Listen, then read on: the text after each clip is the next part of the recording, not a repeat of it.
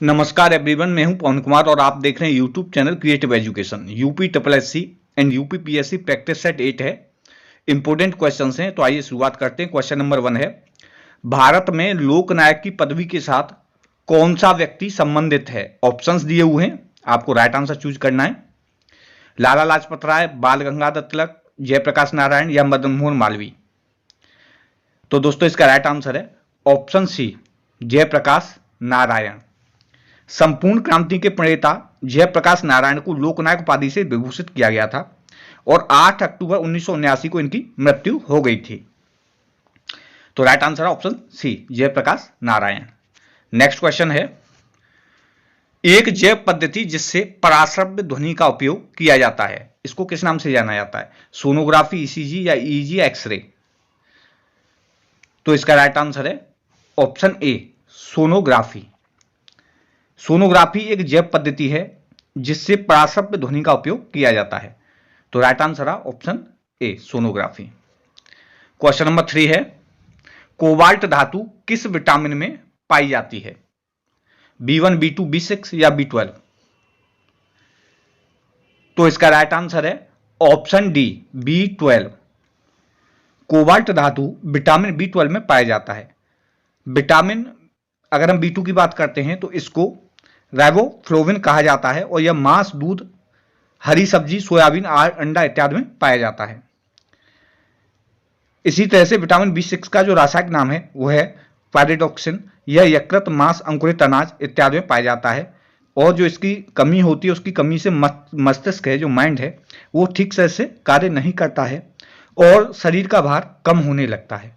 तो कोबाल्ट धातु कौन सी विटामिन में पाया जाता है? यह है option D, vitamin B12। Neurons की कोशिकाओं की संख्या सबसे अधिक किस स्थान पर शरीर के किस भाग में होती है? मस्तिष्क में, रेटिना में, जीभ में या हृदय में? तो इसका राइट आंसर है ऑप्शन ए, मस्तिष्क में। न्यूरॉन्स के कोशिकाओं की संख्या जो सबसे अधिक होती है वो मस्तिष्क में होती है। तो राइट आंसर है ऑप्शन ए, मस्तिष्क में। विश्व के शीत मरुस्थलों को किस अन्य नाम से जाना जाता है? टैगा, हिमाच्छादित क्षेत्र, टुंड्रा या उपरोक्त में से कोई नहीं? तो इसका राइट आंसर है ऑप्शन सी, टुंड्रा। टुंड्रा एक प्रकार का बायोम है। ध्रुवीय क्षेत्र के रेगिस्तान ठंडे होते हैं तथा वर्ष भर में बर्फ से ढके रहते हैं। यहाँ वर्षा होती है, वो नगण्य होती है बिल्कुल, तथा धरती की सतह पर सदैव बर्फ की सी चादर बिछी रहती है। जिन क्षेत्रों में जमाव बिंदु एक विशेष मौसम में ही होता है उन ठंडे रेगिस्तानों को टुंड्रा कहते हैं। यहाँ पूरे वर्ष तापमान 0 डिग्री सेल्सियस से कम रहता है। ऐसे स्थान सदैव बर्फ से आच्छादित रहते हैं। उत्तरी अमेरिका के टुंड्रा निवासियों को एस्किमो तथा यूरेशिया के टुंड्रा निवासियों को लेप्स, फिन या याकूत कहा जाता है। तो right answer option C, tundra प्रदेश। देश की आर्थिक प्रगति का निर्धारण किसके आधार पर किया जाता है? देश की प्रति व्यक्ति आय में वृद्धि, वर्ष के दौरान उत्पादित पूंजीगत माल की कीमत में वृद्धि, ट्रेड यूनियनों की संख्या में वृद्धि या देश के सामान्य कीमत स्तर में गिरावट? तो इसका राइट आंसर है ऑप्शन ए, देश की प्रति व्यक्ति आय में वृद्धि।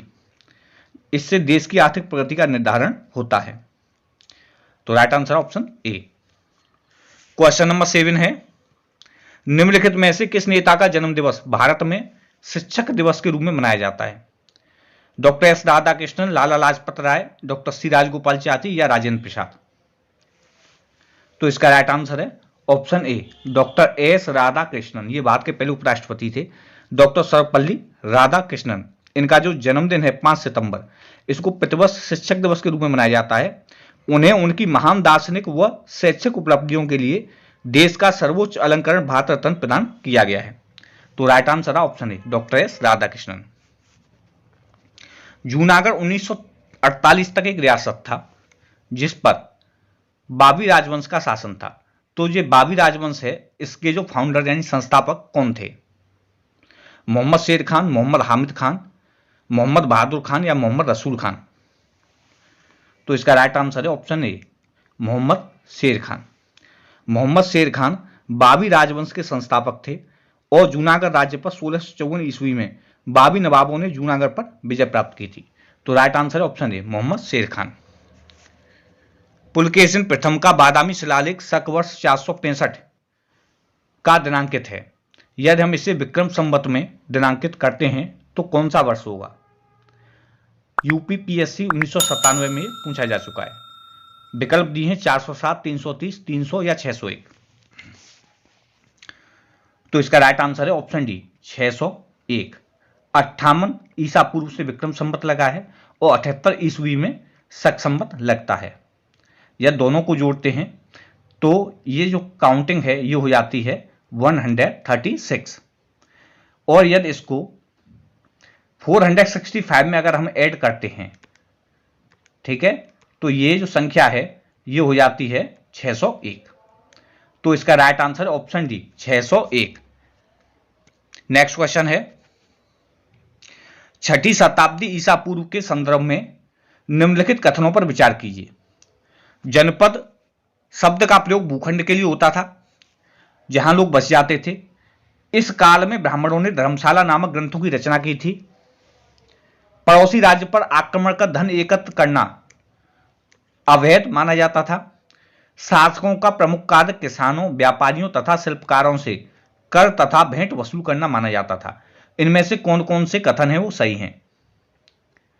तो जनपद शब्द का प्रयोग भूखंड के लिए होता था जहां लोग बस जाते थे, ये सही है।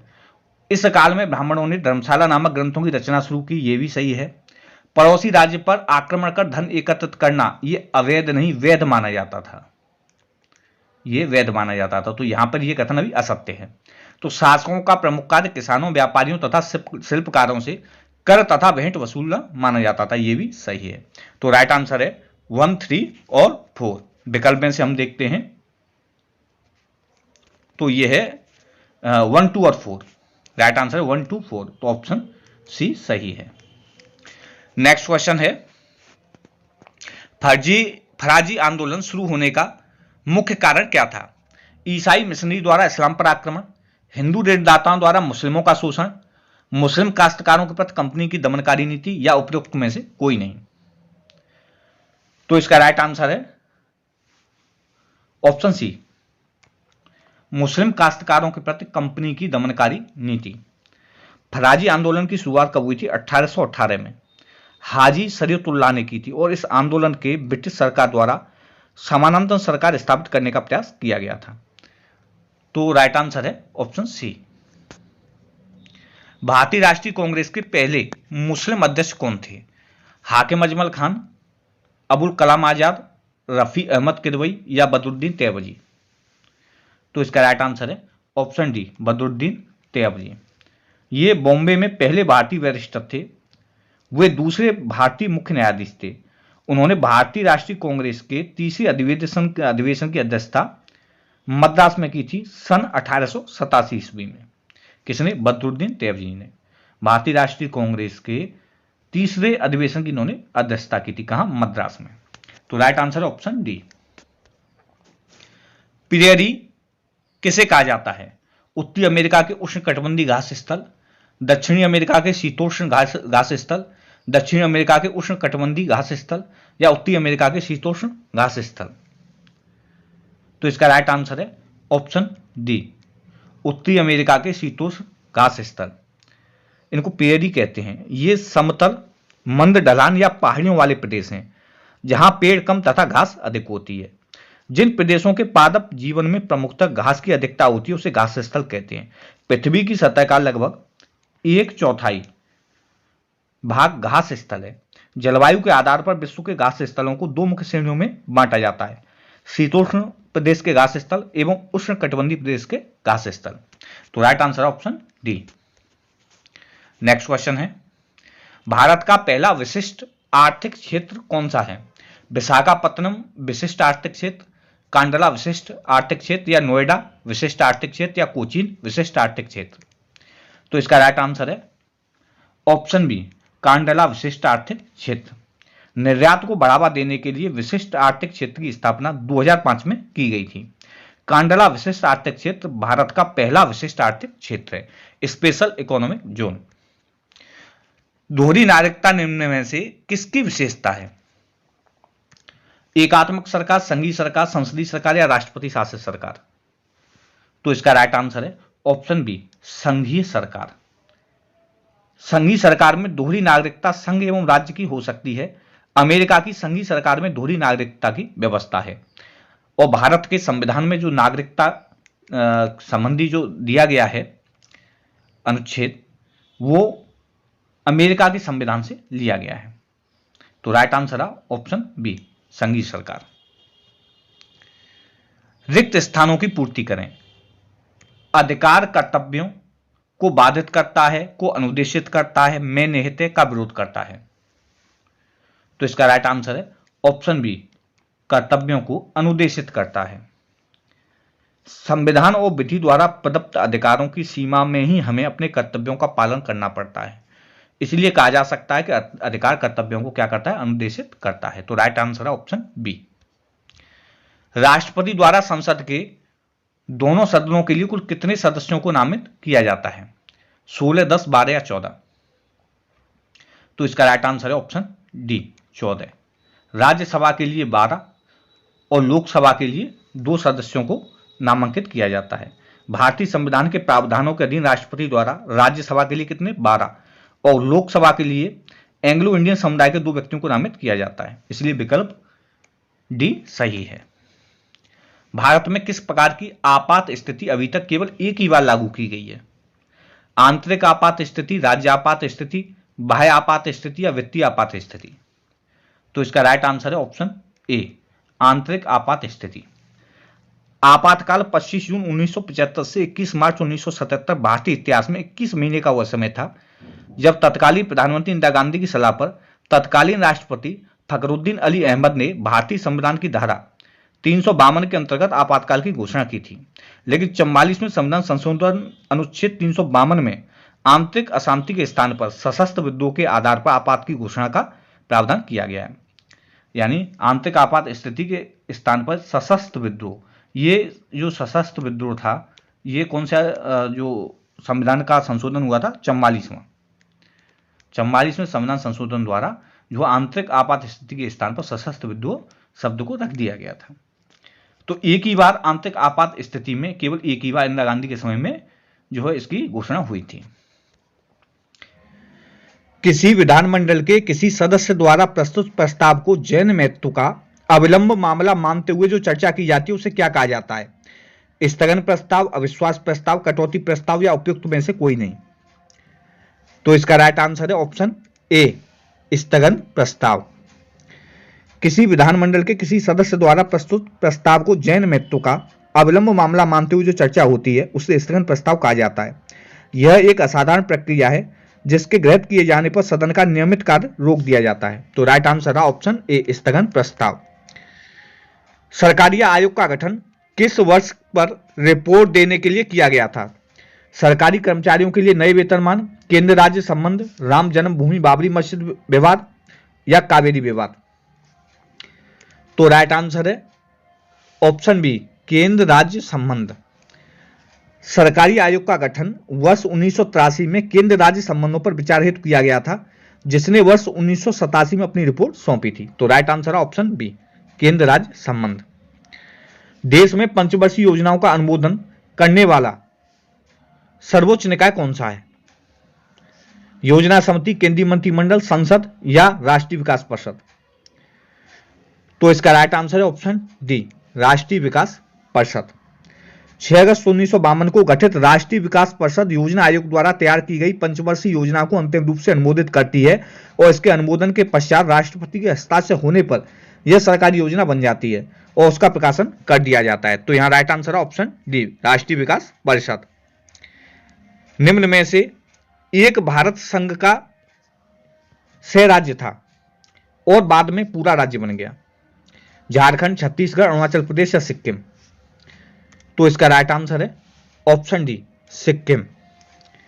भारतीय संविधान के 36वें संशोधन द्वारा वर्ष 1975 में सिक्किम का संरक्षित राज्य का दर्जा समाप्त कर उसे भारत संघ में एक राज्य, कौन सा, 22वां के रूप में प्रवेश दिया गया था। इस संशोधन के परिणाम स्वरूप सिक्किम में राजतंत्र की समाप्ति कर लोकतांत्रिक सरकार की स्थापना की गई थी। तो यहां पर राइट आंसर है ऑप्शन डी, सिक्किम। भारतीय संविधान के किस संशोधन अधिनियम द्वारा पंचायती राज व्यवस्था को संवैधानिक दर्जा दिया गया था? 71वें, 72वें, 73वें या 74वें? तो इसका राइट आंसर है ऑप्शन सी, 73वें। भारत के संविधान के 73वें संविधान संशोधन द्वारा संविधान के भाग 9 को जोड़कर पंचायती राज व्यवस्था को संवैधानिक दर्जा दिया गया था, जबकि 74वें संविधान संशोधन द्वारा भाग 9 अ या भाग 9 क जोड़कर नगर पालिकाओं को संवैधानिक दर्जा प्रदान किया गया था। तो यहां पर राइट आंसर है ऑप्शन सी, 73वें संविधान संशोधन द्वारा। नेक्स्ट क्वेश्चन है, हड़प्पा और मोहनजोदड़ो के खंडर निम्नांकित में से किस नदी के तट पर पाए जाते हैं? रावी, झेलम, ब्यास या इनमें से कोई नहीं? तो इसका राइट आंसर है ऑप्शन डी, इनमें से कोई नहीं। हड़प्पा रावी नदी के किनारे, जबकि मोहनजोदड़ो है वो सिंधु नदी के किनारे पर अवस्थित है, इसलिए यहां पे जो राइट आंसर होगा वो होगा ऑप्शन डी, इनमें से कोई नहीं। नेक्स्ट क्वेश्चन है, इस वीडियो का ये लास्ट क्वेश्चन है, यहूदियों के धार्मिक पाठ का क्या नाम है? सूक्ति संग्रह, मूसा संहिता, त्रिपिटक या जैन अवेस्ता? तो इसका राइट आंसर है ऑप्शन बी, मूसा संहिता। यहूदियों के धार्मिक पाठ का नाम है मूसा संहिता, ठीक है, इसको तोरे भी बोलते हैं। और इनका पूजा स्थल का जो नाम है, इसको स्नागोस के नाम से जाना जाता है। त्रिपिटक बौद्धों का धर्म ग्रंथ है और जैन अवेस्ता ये पारसियों का पवित्र धर्म ग्रंथ है। तो यहाँ पर जो राइट आंसर रहा वो रहा ऑप्शन बी, मूसा संहिता। ये यहूदियों के धार्मिक पाठ का नाम है। तो दोस्तों ये थे कुछ इंपॉर्टेंट क्वेश्चंस आपको कैसे लगे कमेंट बॉक्स में कमेंट करके जरूर बताइए। चैनल को अगर आपने सब्सक्राइब नहीं किया है सब्सक्राइब कर लीजिए, बेल आइकन बटन को प्रेस कर लीजिए। ये वीडियो देखने के लिए आपका बहुत बहुत धन्यवाद।